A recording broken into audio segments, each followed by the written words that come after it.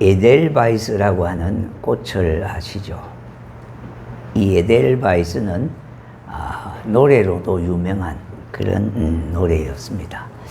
우리가 거의 한두 번은 다 입으로 불러보셨을 걸로 그렇게 압니다.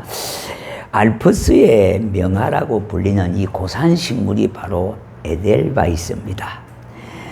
눈 속에서 추위를 견디면서 어렵게 생명을 이어갑니다.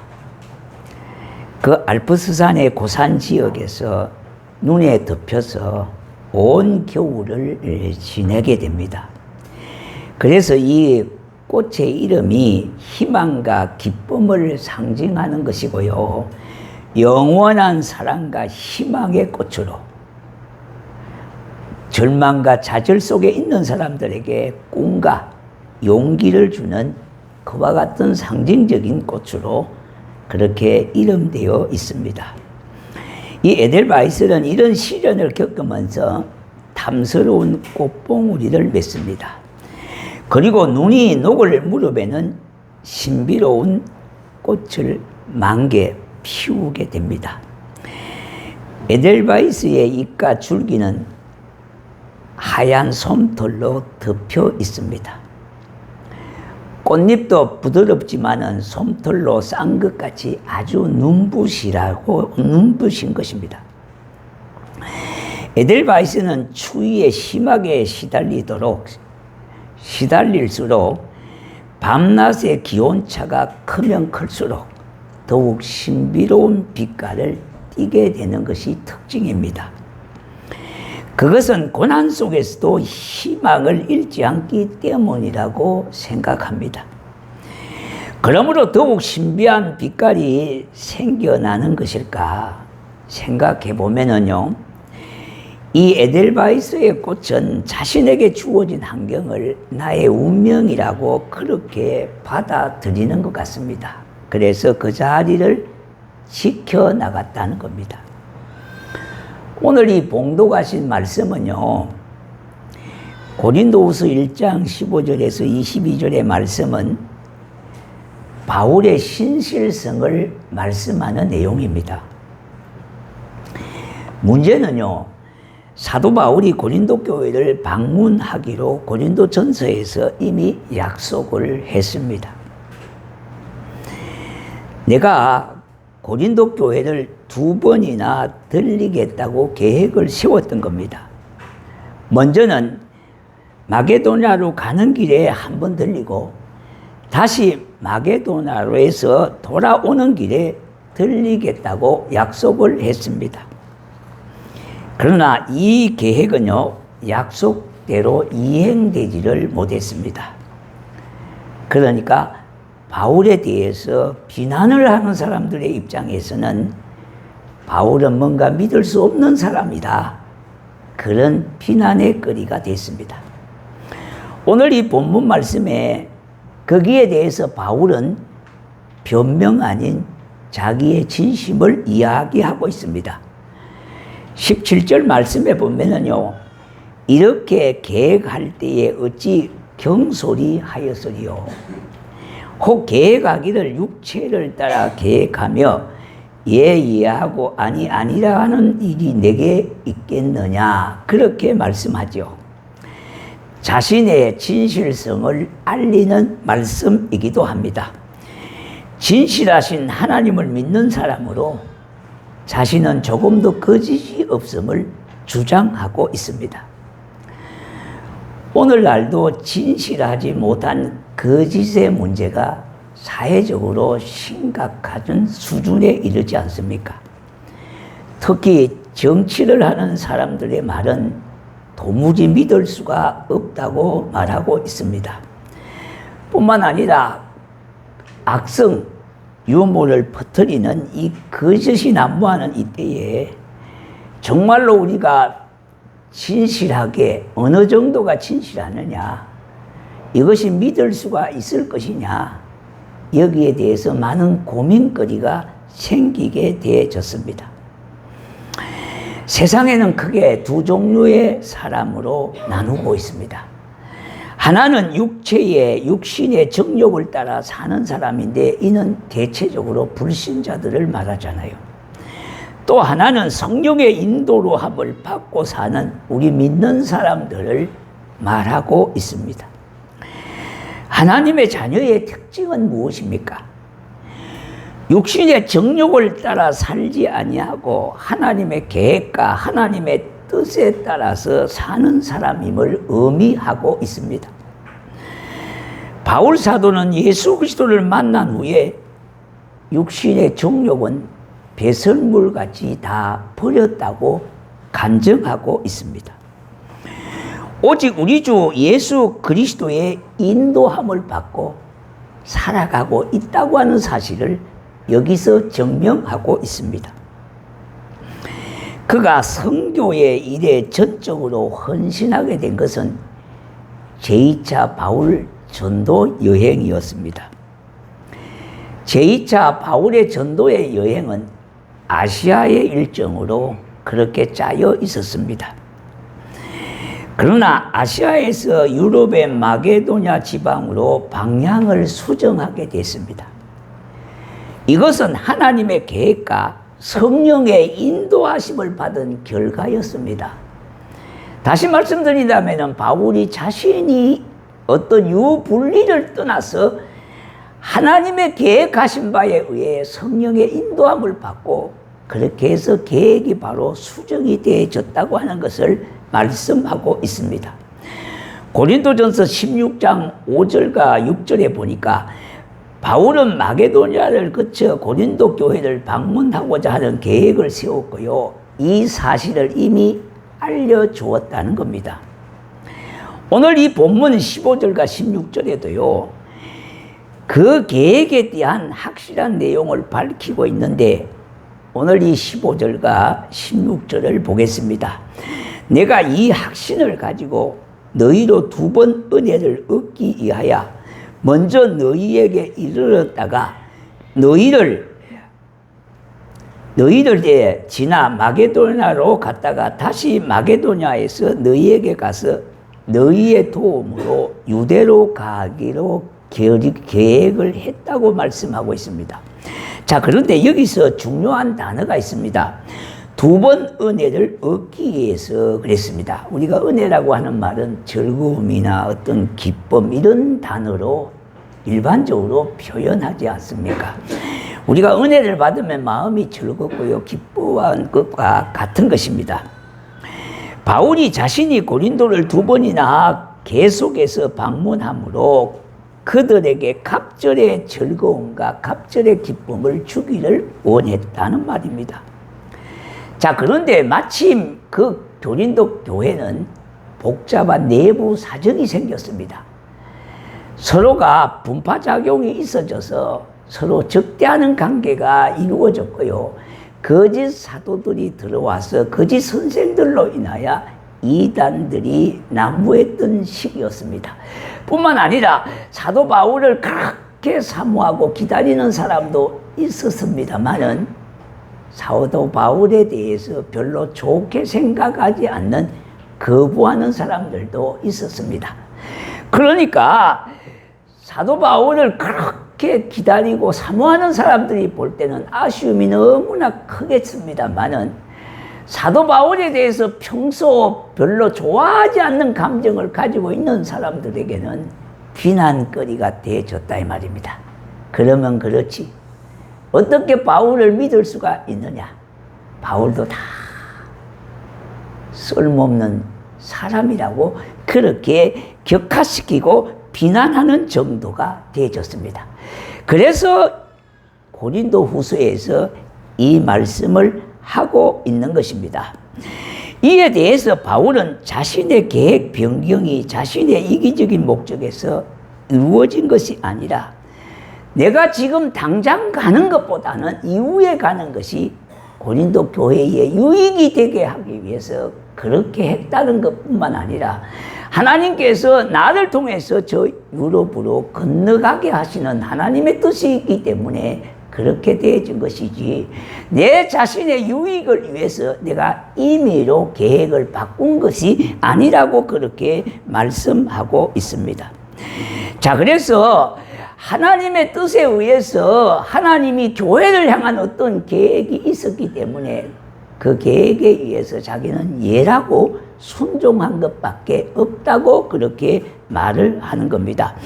17절에서 이렇게 계획할 때에 어찌 경솔이하였으리요. 혹 계획하기를 육체를 따라 계획하여 예예하면서 아니라 하는 일이 내게 있었겠느냐. 그렇게 말을 하고 있지 않습니까? 내가 언제 육체의 유익을 따라 예하고 아니라고 하고 그렇게 한 적이 있느냐고 반문을 하고 있습니다. 자신의 계획에 대한 변경은 오직 신실하신 하나님의 뜻에 대한 순종이었음을 여기서 재삼 밝히고 있지 않습니까? 바울과 같이 하나님의 사람들은요, 자기의 욕심을 따라 살아가는 사람들이 아니라 언제든지 하나님의 뜻을 먼저 생각하고 그 뜻을 따라 살아가려고 몸부림하는 사람들이 하나님의 사람들이라는 겁니다. 여러분이 알고 계시는 예수 그리스도는 어떤 분이십니까? 하나님의 뜻에 철저히 복종하신 분 아닙니까? 무슨 일을 하시기 전에 언제나 하나님께 아버지의 뜻이 무엇인지를 물었다는 겁니다. 하나님의 영광이 되는 일인 것을 생각했다는 것입니다.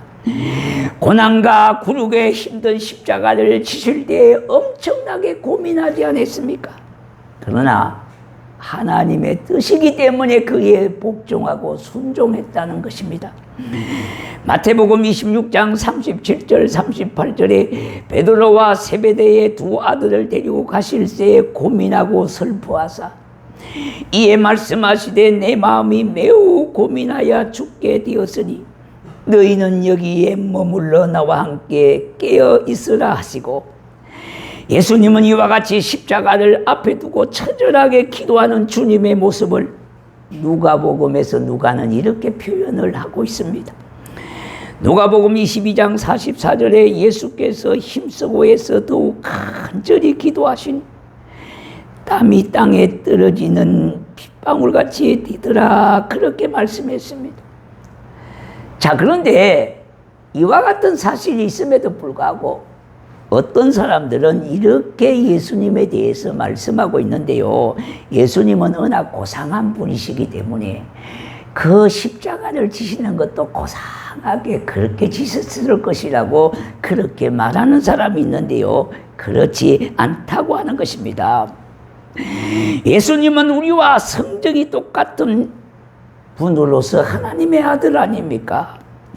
그래서 우리가 맞아야 될 매를 대신 맞으시고, 우리가 지셔야 될 십자가를 대신 지시고, 우리가 당해야 될 가시관과 멸욕과 역육과 모든 조롱을 예수님이 자신이 받으셨다 이 말입니다. 그래서 그는 손과 발에 대못을 박히셨고 죽음의 그 시간까지 얼마나 고통스러웠습니까? 여러분, 유관순 열사의 일대기를 그린 영화를 여러 번 이렇게 했죠.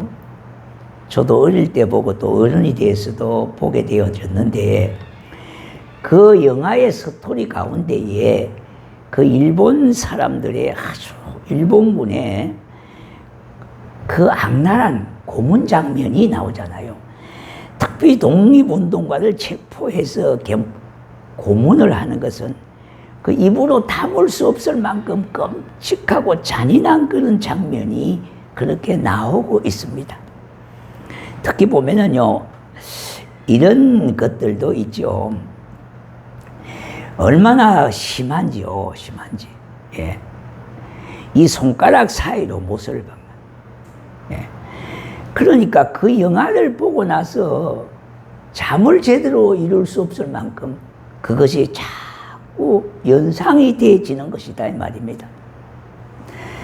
물론 유관순의 그 일대기 속에 나온 독립투사들의 그야말로 끔찍하고 힘든 고문을 겪으면서도 독립을 위해서 그렇게 수고했던 그들을 바라볼 때에 그들의 수고를 조금도 폄하할 마음은 없습니다만은 그와 비교할 수 없는 예수님의 고난은 이루 말할 수가 없다고 하는 것입니다. 왜냐하니까 예수님께서도 그 고난을 피할 수가 있었습니다만은 그러나 피하지 않으셨다고 하는 것은 하나님 아버지의 뜻이었기 때문에 그래요. 인류를 향한 온 백성을 향한 구원의 역사를 이루시기 위해서 그분이 몸소 십자가를 지셨다는 겁니다. 만약에 우리에게 십자가가 없었다면요, 우리의 구원도 허사입니다. 하나님의 자녀의 자격을 얻을 수도 없고요, 천국 기업을 받을 만한 자격뿐만 아니라 거기에 근방에도 갈 수 없는 영원한 멸망 속에서 저주받은 인생이 되어질 수밖에 없었다는 겁니다.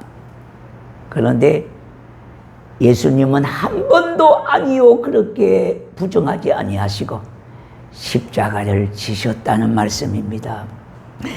바울은 이 본문 19절에서 20절에서요 예수님의 순종에 대해서 말씀하고 있지 않습니까?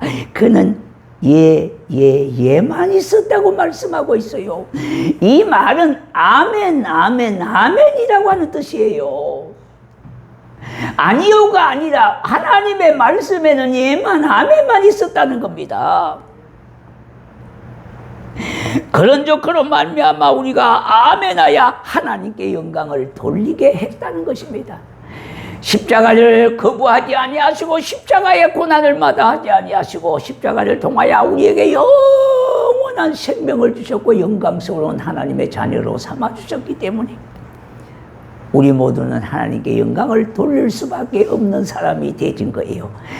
예수님께서 하나님 아버지의 뜻을 이루기 위하여 마지막까지 하나님께 영광을 돌렸잖아요. 그러니까 구원을 받은 우리들은 그와 더불어 하나님께 영광을 돌리는 사람들이 되어진 것입니다. 그런데 정말 저와 여러분들이요, 이 바울과 같은 심정을 한번 이해하셔야 되겠습니다. 하나님께서 우리를 향한 계획 속에 우리는 어떻게 대답을 하겠습니까? 예, 아멘 하는 순종의 삶을 살고 있는지 우리의 자신을 지금 한번 점검하고 살펴볼 수 있기를 바랍니다. 하나님의 말씀을 아는 것으로만 끝나는 것이 아니라 그 말씀을 우리가 듣고 받았다면요, 그 말씀이 우리의 삶 속에 어떻게 적용이 되어지는 것을 점검하셔야 되는 겁니다. 하나님의 계획에 순종하는 사람은 적어도 3가지만은 꼭 점검하셔야 돼요. 첫째는요, 하나님이 허락한 환경에 대해서 예라고 대답해야 되겠다 이 말입니다. 우리가 사는 이 세상의 현실은 똑같지 않지 않습니까?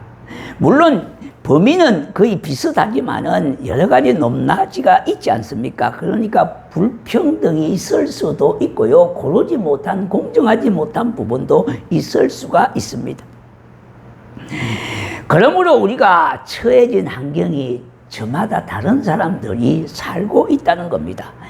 이때 믿음의 사람들은요, 그 모든 환경에도 불구하고 믿음으로 그 환경을 받아들이는 겁니다. 그래서 나라 탓을 하지 아니하고 사회 탓을 하지 아니하고 정치 탓을 하지 아니하고 부자 탓을 하지 않고 환경을 탓하지 않고 인생들을 원망하지 않는다는 것입니다. 내게 주어진 환경에 그대로 받아들이는 겁니다.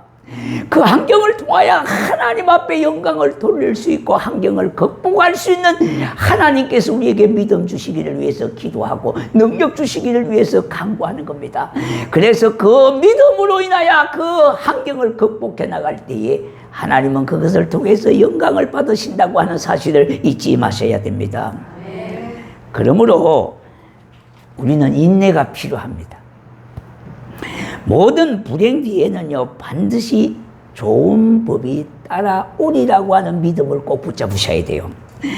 그는 비로소 자신의 운명과 손을 잡고 패배로부터 승리를 이끌어낸 겁니다.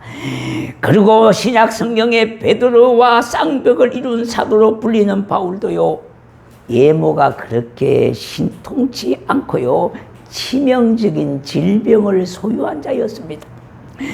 그러나 그 질병이 그에게는 족한 은혜가 되어졌다고 하는 사실을 고백하고 있지 않습니까? 그 질병 때문에 하나님을 더욱 바라보고 의지하게 되어졌고요, 그 질병 때문에 하나님을 더 가까이 가게 되어졌다고 하는 말입니다. 뿐만 아니라 여러 가지 어려움과 바울에 대한 여러 가지 반대도 있고요, 여러 가지 위협도 있었습니다만은 그 약함을 통해서 강한 자가 되어졌다고 하는 거예요. 그래서 신앙에 그야말로 금잡탑을 쌓는 믿음의 사람이 되어졌고, 오늘까지 그 이름은 빛나는 이름이 되어진 겁니다. 그래서 우리는 이 사실을 통해서 우리가 배울 점이 있습니다. 그것은 모든 환경을 긍정적으로 받아들이는 겁니다.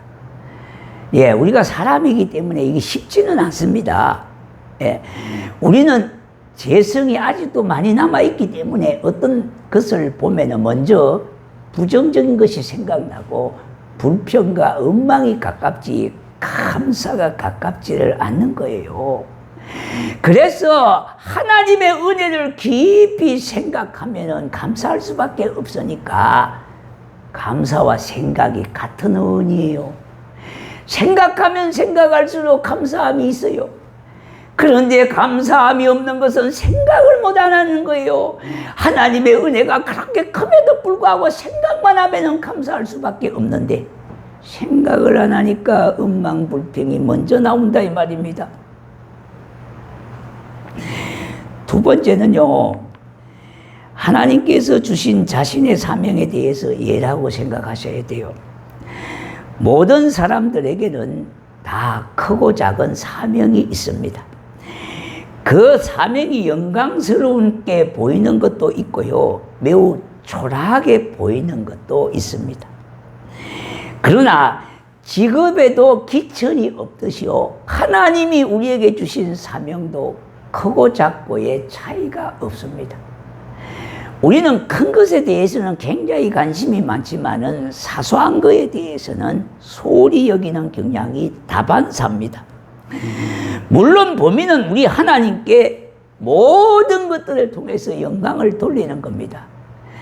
내가 비록 그렇지 못한 환경에 있을지라도 그를 통하여 하나님께 영광이 돌아가게 해야 돼요. 여기에 방점이 있습니다. 하나님은요, 우리가 생각할 때는 천한 것이 있고 귀한 것도 있고 있어요. 중요한 것도 있고 그렇지 못한 것도 있습니다. 그런데 직업 자체는 천하지를 않아요. 천하다고 귀하다고 한 평가는요, 사람이 하는 거지 하나님이 하시는 일이 아니라는 겁니다. 그것보다 더 중요한 것은 그 직업으로 어떻게 함으로 하나님께 영광을 돌아가게 하느냐가 중요합니다. 고관대작이라고 해도 그것으로 더러운 일을 행한다면요, 그 직업은 천한 것입니다. 그러므로 우리 모두는 내게 주어진 환경에서 잘 살아가는 것이 바로 제1차적인 사명입니다. 주어진 환경에서 감사하고 살아갈 때는 그게 천국이 되어진다는 거예요. 사람은 이 세상에 태어날 때 저마다 사명이 있기에 그 자리에서 최선을 다하는 겁니다. 그리고 하나님 나라에서의 나의 사명이 무엇인가를 찾아야 되는 겁니다. 예수 믿기 전에 바울이었던 사울이었던 바울은요, 하나님의 특별하신 소명으로 구원의 주님을 만났습니다. 주님이 나를 부르신 것이 그는 소명이라고 생각했어요. 그런데 이 소명이 바로 사명이 되어졌다 이 말입니다. 저와 여러분에게도 크고 작은 사명이 있어요. 하나님은 사명을 주시기 위하여 우리를 그때에 부르셨다 이 말입니다. 이 사명은 내 주 예수 그리스도와 함께 살아가는 삶이 되겠습니다. 이 땅의 그리스도인들은요, 크고 작은 사명을 이미 받은 자입니다. 왜냐하면 나를 우리 주님이 부르실 때에 목적이 있기 때문에 나를 부르셨어요. 그래서 목적 있는 인생입니다. 이제는 내가 죽어도 살아도 나를 위함이 아니라 예수 그리스도 그분을 위한 삶으로 우리의 삶이 목적이 정해졌어요. 감당하되 충성스럽게 잘 감당한다면은 하나님 나라의 상급이 주어진다고 하는 약속을 성경 말씀에서 찾을 수가 있지 않습니까? 마지막 세 번째는요, 자신이 받은 고난에 대해서 이해라고 할 수가 있어야 됩니다. 자, 마태복음요 16장 24절에 예수님께서는 이렇게 말씀하세요. 누구든지 나를 따라오거든 자기를 부인하고 자기 십자가를 지고 나를 따라오느라, 그렇게 말씀하는데, 예수님은 제자들에게 너희들이 십자가를 질 수 있느냐 이렇게 물었습니다. 그런데 십자가를 지기 위해서 자기를 부인하고 그랬어요. 우리가 주님께서 우리에게 맡겨주신 십자가를 제대로 지려면 자기 부인이 먼저 있어야 돼요. 예. 자신의 자존심, 욕심, 육신의 쾌락 등요 자기를 부인하는 것은 매우 어렵고 고통스러운 일이잖아요. 자기 십자가를 지고, 이 말은요, 십자가는 사명을 감당할 때에 자기 희생을 의미합니다. 아버지와 어머니의 희생 없이 어디에 가정이 풍성하게 이루어질 수가 있겠습니까? 자녀들이 어떻게 바르게 자랄 수가 있었겠습니까? 성도들의 희생 없이 교회가 세워질 수가 없고요, 물질적이고 육체적인 희생 없이 불우한 이웃을 어떻게 도울 수가 있겠습니까? 없다는 겁니다. 희생은 참으로 때로는 눈물이 일어나고 땀방울이 필요한 것이 바로 희생입니다. 그러므로 기쁨과 순종함으로 맡겨진 사명을 잘 감당하는 자에게 하나님의 일과 면류관이 준비되어 있음을 알아야 하겠습니다. 사랑하는 성도 여러분, 하나님이 우리에게 허락한 환경을 부정적으로만 바라보지 말고 긍정적으로 바라보시기 바랍니다. 하나님께 내게 맡겨주신 어떠한 환경이라도, 어떠한 일이라도 예하고 아멘으로 영광 돌리시기를 바랍니다. 당하는 고난에 대해서도 원망과 불평이 앞설 수는 있습니다만은, 그러나 예라고 대답을 하십시오. 하나님은 그를 통하여 뜻하신 바 하나님의 역사 가운데 이루시는 그날이 있기 때문에요, 반드시 그날이 있으리라. 이 믿음을 갖고 살아가는 사람에게 하나님은 축복의 문을 열어주시고, 축복의 문을 열으시기 전에 먼저 내 심령의 문이 열려지게 되는 겁니다. 우리가 말씀을 기억하면서 찬양을 드리도록 하겠습니다.